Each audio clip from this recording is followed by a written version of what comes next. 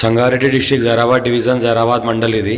మనకి ఇది black top road మనకు జైరాబాద్ తాండూరువెల్లి రోడ్ ఇది తాండూరువెల్లి రోడ్కి మనకు ఈ సబ్ రోడ్ ఉంటుంది 33 ఫీట్ మ్యాప్డ్ దారి ఉంటుంది ఒక ½ కిలోమీటర్ వెళ్ళంగానే ఇది మనకు 40 ఎకర్స్ ల్యాండ్ సేల్కి వచ్చింది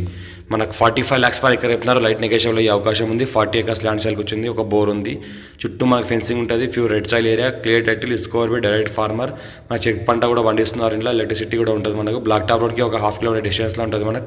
45 lakhs పర్ ఎకర్ చెప్తున్నారు లైట్ నెగోషియబుల్ అయ్యే అవకాశం ఉంది డైరెక్ట్ ఫార్మర్ దగ్గర ఉంది ఇంకోటి మీ చూస్తుంటే 54 నుంచి ఖాసరా పహాని ఆర్ఓఆర్ ఈసీ